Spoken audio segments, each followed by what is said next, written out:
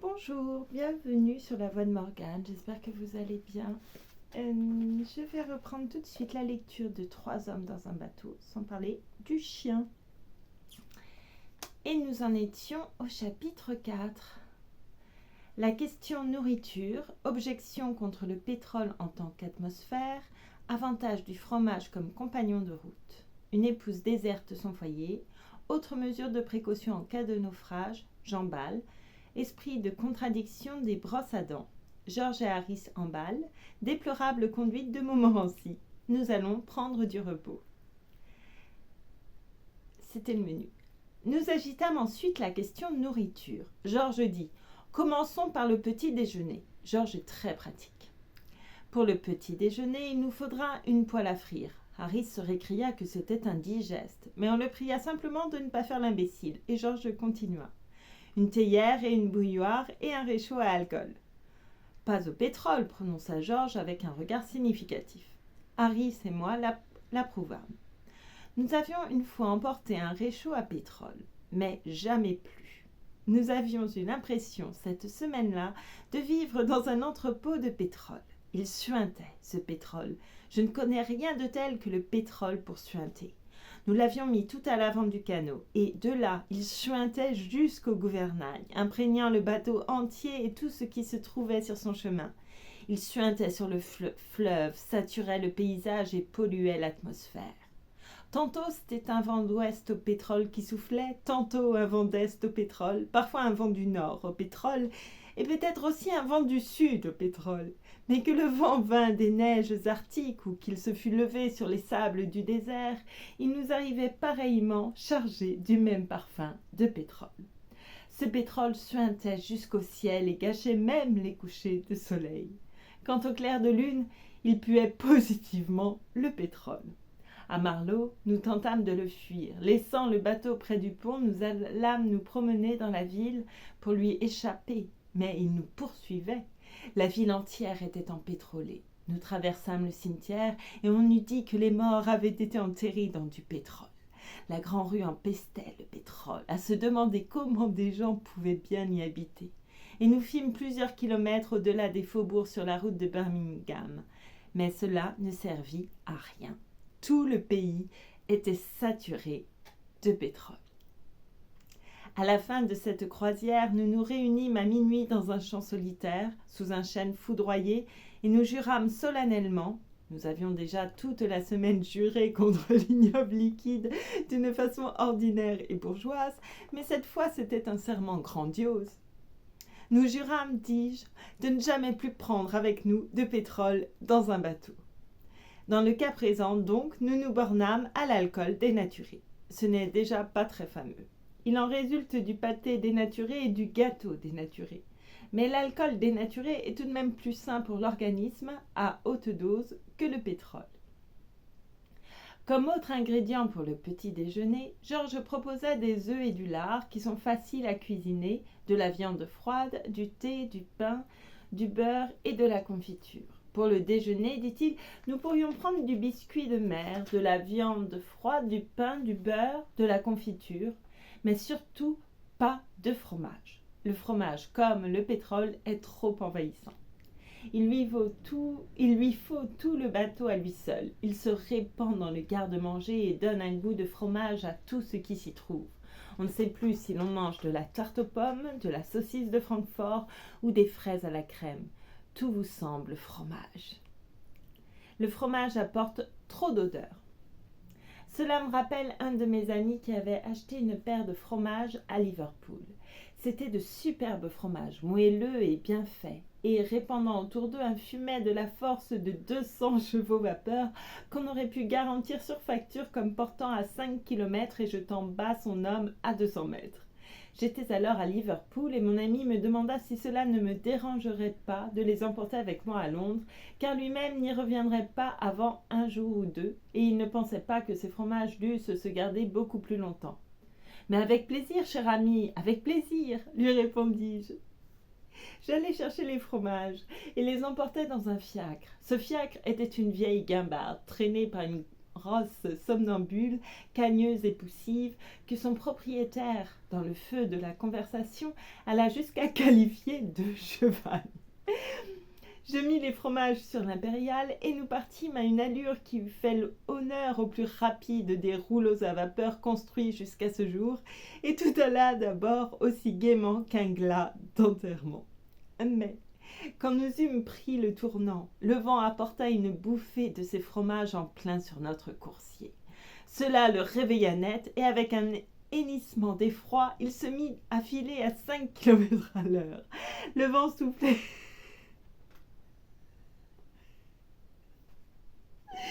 Le vent soufflait toujours dans sa direction. Et avant d'être au bout de la rue, il avait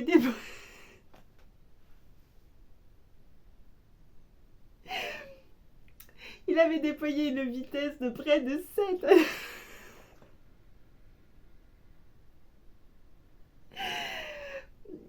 Pardon. De près de 7 à l'heure, laissant loin derrière lui les infirmes.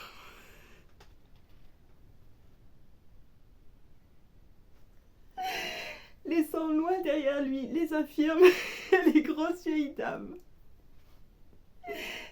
À l'arrivée à la gare, il fallut 2 porteurs en sus du cocher pour le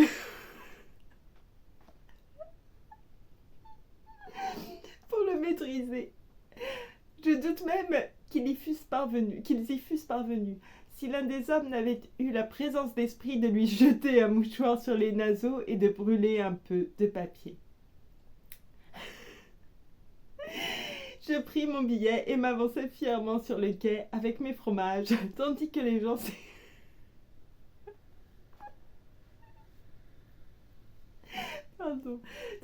gens s'écartaient respectueusement à droite et à gauche. Le train était comble et je dus monter dans un compartiment où il y avait déjà 7 personnes. Un vieux monsieur grincheux protesta, mais je montais quand même et, déposant mes fromages dans le filet, me casai avec un gracieux sourire en disant que la journée était chaude. Quelques minutes se passèrent et alors le vieux monsieur commença à s'agiter. « Ça manque d'air ici, dit-il. On étouffe positivement, reprit son voisin. Alors tous deux se mirent à renifler. Au 3e reniflement, ils en aspirèrent une bonne bouffée, ils se levèrent sans un mot et sortirent. Puis une grosse dame se leva et dit que c'était honteux de manquer ainsi de respect à une honnête mère de famille. Rassemblant une valise et 8 paquets, elle sortit. Les 4 voyageurs restants tinrent bon un moment, mais à la fin un personnage à mine grave, assis dans un coin et qui, d'après son costume et son aspect général, semblait appartenir à la corporation des pompes funèbres, dit que cela le faisait penser à un petit enfant mort. Sur quoi les 3 autres voyageurs voulurent s'élancer tous à la fois par la portière et se heurtèrent avec force. Je souris au funèbre personnage et lui dis qu'il me semblait que nous allions avoir le compartiment à nous seuls. Il eut un rire aimable et me répondit que certaines gens faisaient bien des embarras pour peu de choses. Mais lui-même devint singulièrement déprimé en cours de route. Aussi, en arrivant à Crewe, je l'invitai à venir prendre un verre au buffet. Il accepta et nous gagnâmes le buffet, où nous criâmes et tempêtâmes de nos parapluies pendant un quart d'heure. À la fin, une jeune personne arriva et nous demanda si nous désirions quelque chose. « Qu'est-ce que vous prenez ?» dis-je, m'adressant à mon ami. « Je prendrai un quadruple cognac sec, s'il vous plaît, mademoiselle, répondit-il. Après avoir bu, il s'en alla tranquillement et monta dans une autre voiture, ce que je trouvais passablement mufle. À partir de Crewe, bien que le train fût bondé, j'eus le compartiment à moi seul. Lors des arrêts dans les différentes gares, les gens, à la vue de mon compartiment vide, se précipitaient pour le prendre d'assaut. J'entendais qu'on criait « Voilà notre affaire, Maria, viens donc, il y a de la place autant qu'on veut. C'est parfait, Tom, montons ici. » Et tous accouraient, chargés de lourdes valises, et se bousculaient devant la portière et à qui montrait le premier. Quelqu'un ouvrait ma portière, escaladait le marchepied et, titubant, retombait en arrière dans les bras de celui qui le suivait. Ils venaient tous, et après avoir flairé un peu, ils prenaient la fuite et s'encaquaient dans d'autres voitures ou payaient le supplément et montaient en première. De la gare d'Euston, je portais les fromages chez mon ami. En entrant dans la pièce, sa femme huma l'air un instant à la ronde, puis elle m'interrogea. « Qu'est-ce que c'est ?» Ne me cachez rien, même le pire. Je lui répliquai. « Ce sont des fromages. » Tom les a achetés à Liverpool et m'a prié de les rapporter ici avec moi. Et j'ajoutai que j'espérais bien qu'elle comprenait que je n'étais pour rien dans cet achat. Elle me répondit qu'elle en était bien certaine, mais qu'elle en dirait 2 mots à Tom quand il reviendrait. Mon ami fut retenu à Liverpool plus longtemps qu'il ne l'avait cru, et 3 jours plus tard, comme il n'était pas encore rentré, sa femme vint me rendre visite. Elle me demanda « Qu'est-ce que Tom vous a dit au sujet de ces fromages ?» Je répondis qu'il avait donné pour instruction de les tenir en lieu frais et que personne ne devait y toucher. Elle reprit « Il y a des chances en effet pour que personne n'y touche. » Les avait-il sentis ? C'était à mon avis probable, et j'ajoutai qu'il paraissait tenir beaucoup à ces fromages. « Croyez-vous qu'il serait très contrarié ?» interrogea-t-elle, « si je donnais un souverain à un homme pour qu'il les emporte et aille les enfuir ?» Pardon. Si je donnais un souverain à un homme pour qu'il les emporte et aille les enfouir au loin. Je répondis que si elle faisait cela, cela lui enlèverait le sourire pour le restant de ses jours. Une idée lui vint. Elle me proposa. « Cela vous ennuierait-il de les lui garder ? Je les ferai porter chez vous. » « Madame, répliquai-je, quant à moi, j'aime beaucoup le parfum du fromage, et le voyage que j'ai fait l'autre jour avec eux depuis Liverpool restera toujours dans mon souvenir comme l'heureuse conclusion de vacances agréables. Mais dans ce monde, il nous faut penser à autrui. La dame sous le toit de qui j'ai l'honneur de résider est veuve, et il se pourrait bien qu'elle soit également orpheline. Elle a une manière forte, et je dirais même éloquente, de s'opposer, comme elle dit, à ce qu'on abuse d'elle. La présence des fromages de votre mari dans sa maison, le sens d'instinct lui ferait l'effet d'un abus, et il ne sera pas dit que j'aurais abusé de la veuve et de l'orpheline. Eh bien, alors, reprit la femme de mon ami, se levant, il ne me reste plus qu'à emmener les enfants et aller à l'hôtel attendre que ces fromages soient mangés. Je renonce à vivre plus longtemps sous le même toit qu'eux. Elle tint parole, laissant la maison à la garde de la femme de ménage. Celle-ci, quand on lui demanda comment elle pouvait résister à l'odeur, répondit « De quelle odeur parlez-vous » Et quand on lui eut mis le nez sur les fromages, en lui disant de renifler fort, elle avoua qu'elle percevait un léger parfum de melon. D'où l'on conclut qu'il ne résulterait pas grand mal pour elle de vivre dans cette atmosphère. Et on l'y laissa. La note de l'hôtel s'éleva à 15 guinées et mon ami, après avoir tout calculé, constata que les fromages lui étaient revenus à 8 shillings et 6 pence la livre. Il ajouta qu'il adorait en effet le fromage, mais qu'une telle fantaisie était au-delà de ses moyens. Il jeta les fromages dans le canal, mais il fut obligé de les repêcher car les bateliers se plaignirent. Il disait que cela leur donnait des faiblesses. Et après cela, il les porta par une nuit noire dans la salle mortuaire et les y abandonna. Mais le coroner les découvrit et fit un raffut terrible. Il prétendit que c'était un coup monté pour le priver de son gagne-pain en réveillant les morts. Mon ami s'en débarrassa pour en finir, en les emportant dans une ville au bord de la mer où il les enterra sur la plage, ce qui valut à l'endroit toute une réputation. Les visiteurs disaient que jamais encore ils n'avaient remarqué combien l'air était vif, et les gens faibles de la poitrine et atteints de phtisie y vinrent en foule pendant des années. Tout friand que je sois de fromage, j'estimais en conséquence que Georges avait raison de refuser d'en emporter à bord. « Nous n'avons pas besoin de prendre le thé de 5 heures, continua Georges. La figure de Harry s'allongea en entendant cela. Mais nous prendrons à 7 heures un bon petit repas solide qui sera tout à la fois dîner, thé et souper. Harry se rasséréna. Georges proposa du pâté en croûte de viande et de fruits, viande froide, tomates, fruits frais, légumes verts. Comme boisson, nous prîmes une certaine merveilleuse mixture concentrée, une découverte de Harris, qu'on mélangeait avec de l'eau et qui s'appelait alors limonade, du thé en abondance et une bouteille de whisky pour le cas, dit Georges, où nous ferions naufrage. Il me semblait que Georges insistait trop sur l'idée de naufrage. Cette disposition d'esprit me paraissait fâcheuse au début d'une croisière. Mais je suis bien aise tout de même que nous ayons emporté le whisky. Nous ne prîmes ni bière ni vin. Ces deux boissons-là sont une erreur en rivière. Elles vous rendent lourd et somnolent. Un verre dans la soirée, lorsqu'on fait une tournée en ville et qu'on lorgne les filles, cela va bien. Mais gardez-vous d'en boire quand le soleil vous tape sur le crâne et que vous devez vous livrer à un exercice violent. Nous fîmes une liste des objets à emporter, et elle avait atteint une jolie longueur lorsque nous nous séparâmes ce soir-là. Le lendemain, vendredi, tout le matériel fut rassemblé et nous nous retrouvâmes dans la soirée pour l'emballage. Nous prîmes une grande valise pour les vêtements et une paire de paniers pour les victuailles et les ustensiles de cuisine. On repoussa la table contre la fenêtre, on empila tout en un tas au milieu de la chambre et on s'assit alentour pour le considérer. J'annonçai que je me chargeais d'emballer. Je me flatte d'être un emballeur passable. Emballer est une de ces 1000 choses où je sens que je m'y connais mieux que personne au monde. Je m'étonne moi-même quelquefois du nombre de ces choses. Je persuadai George et Harris qu'il ferait mieux de me laisser m'en occuper seul. Ils acceptèrent la proposition avec un empressement qui offrait quelque chose de suspect. George alluma une pipe et se vautra sur la bergère. Harris croisa ses jambes sur la table et alluma un cigare. Ce n'était pas tout à fait ainsi que je l'entendais. Ce que j'avais voulu dire, naturellement, c'était que je dirigerais les opérations et que Harris et George manœuvreraient sous mes ordres, tandis que je les stimulerais de temps à autre d'un « Oh, dis donc, espèce de... Et là, laisse-moi faire ça. Bon sang, que vous êtes bête !» pour les dresser en quelque sorte. Leur façon de le prendre de la sorte m'agaça. Il n'y a rien qui m'agace plus que de voir les autres assis à ne rien faire pendant que je travaille. J'ai habité une fois avec un type qui avait le don de me taper sur les nerfs de cette façon. Il feignantait sur le canapé et me regardait faire des choses, des heures d'affilée, me suivant des yeux dans la chambre, partout où j'allais. À l'entendre, cela lui faisait du bien de me regarder ainsi me donner du mouvement.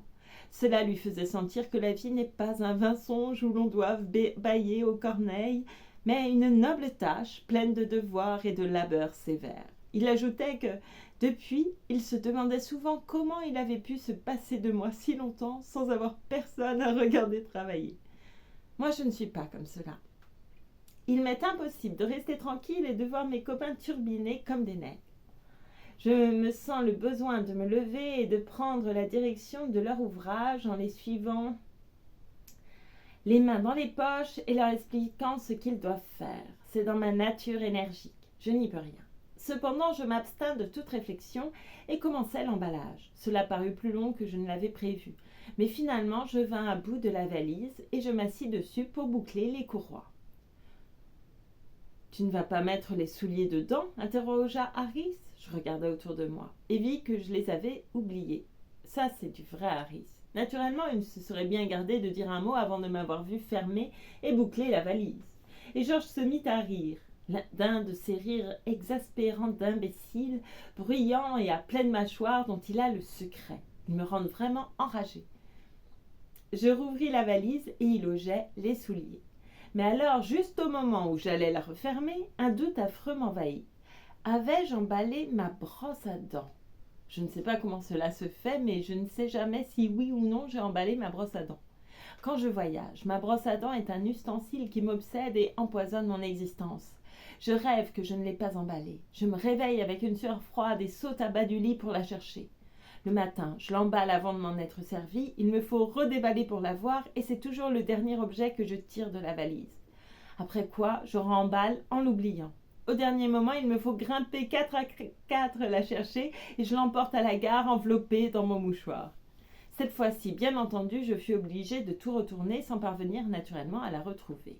Je farfouillais si bien dans les objets que je les mis dans un état analogue à celui où devait être le monde avant sa création, durant le règne du chaos. Comme de juste, ma main rencontra 18 fois les brosses à dents de George et de Harris, mais impossible de découvrir la mienne. Je replaçais les objets, un par un, en les soulevant et les secouant. Alors, je la retrouvai à l'intérieur d'un soulier. Une fois de plus, je remballai. Quand j'eus fini, George me demanda si le savon était dedans. Je lui répondis que je me fichais pas mal si le savon était dedans ou non. Puis je claquai la valise et la bouclai. Mais je m'aperçus que j'y avais enfermé ma blague à tabac, et je dus rouvrir cette maudite valise. Elle fut close finalement à 10h05 du soir et il restait les paniers à faire. Harris déclara que, comme notre départ devait avoir lieu dans moins de 12 heures, il croyait prudent de faire le reste lui-même avec George. J'acceptai et m'assis, et la représentation commença. Ils s'y mirent d'un cœur léger, évidemment persuadés qu'ils allaient m'en remontrer. Je m'abstins de commentaires, mais j'attendis la suite. Quand George aura été pendu, Harris restera le pire emballeur de ce monde. Je considérais les piles d'assiettes et de tasses, et les bouilloires, et les bouteilles, et les pots,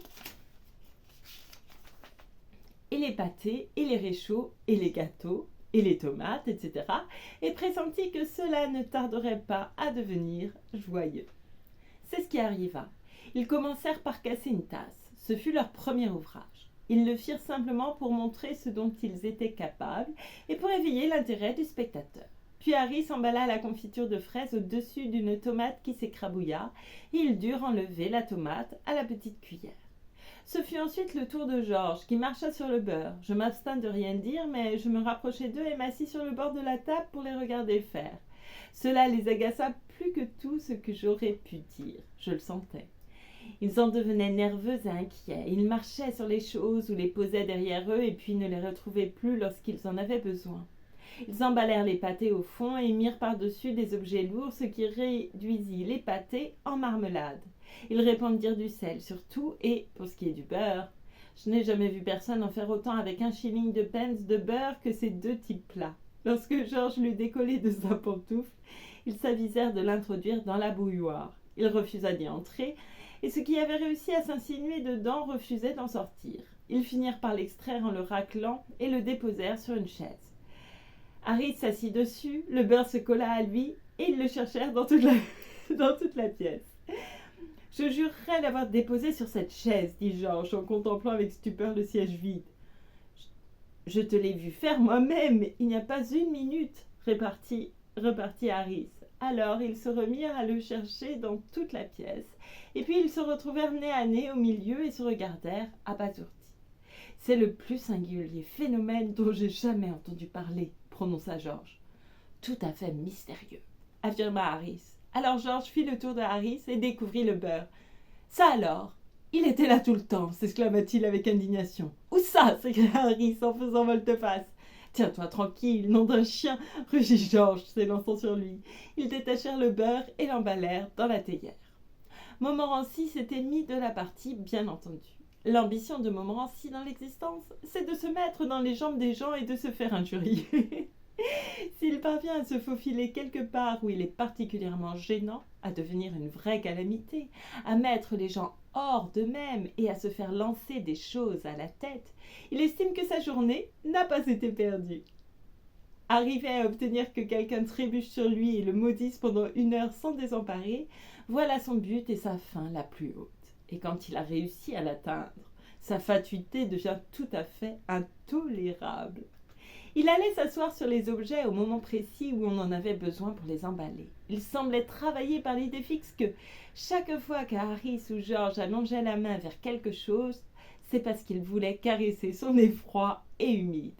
Il posa sa patte dans la confiture, s'attaqua aux petites cuillères, voulut jouer à la souris avec les citrons, sauta dans le panier et en tua 3 avant que Harry pût lui asséner un coup de poing à frire. Harry prétendit que je l'encourageais. Je ne l'encourageais certes pas. Un chien comme celui-là n'a pas besoin d'encouragement. C'est son péché originel qui le fait par nature se conduire de la sorte.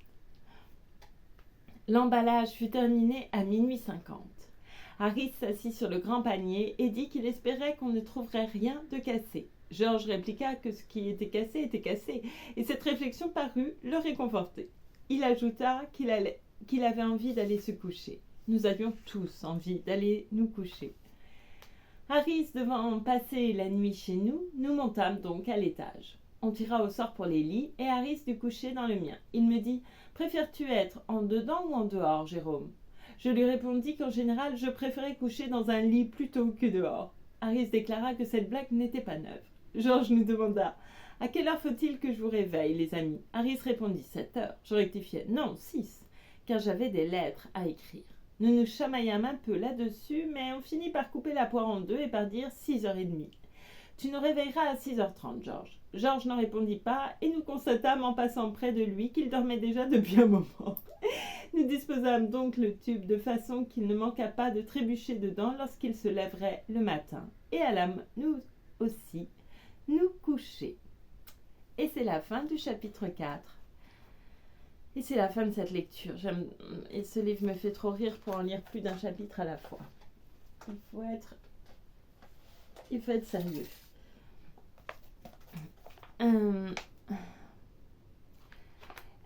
Le vent léger. Désormais, lorsque nous étions tous à l'école ou ailleurs et que papa lui-même s'absentait pour le travail, le fermier Bertin venait passer quelques heures à la maison pour veiller sur maman.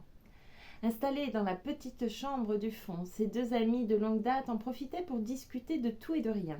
Puisque le fermier Bertin était un homme qui ne parlait pas volontiers de lui-même, il fallait parfois l'interroger avec insistance. Mais ça en valait le coup, parce qu'alors son âme apparaissait comme un noyau dans un fruit entr'ouvert.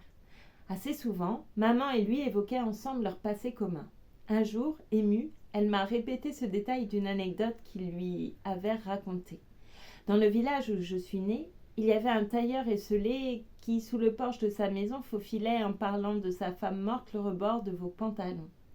Je crois que ce que maman aimait particulièrement, c'était cette façon bien à lui qu'avait le fermier Bertin de se souvenir des gens ordinaires et d'accueillir leurs pensées dans le grand palais vert de son esprit, où se mêlaient, aurait-on dit, les nénuphars de l'avenir et les lianes de la mémoire. En esquissant son faible sourire si tendre, elle disait toujours « Il s'émerveille pour un rien ». La lune qui se déplace si méthodiquement au ciel, le vent léger qui fait se pencher les herbes des collines, les haricots qui poussent à l'ombre. C'est merveilleux. Et voilà. Et c'est parfait pour conclure. Insupportable ces cheveux, pardon. Je vous remercie beaucoup pour votre écoute. J'espère que ça vous aura plu. Et malgré les interruptions pour rire. Et je vous remercie encore beaucoup. Je vous souhaite une belle journée et beaucoup d'amour toujours. Faites attention à vous surtout. Merci beaucoup. Mais sans le doigt, hein, par contre. Voilà. Faites bien attention à vous. À bientôt, merci.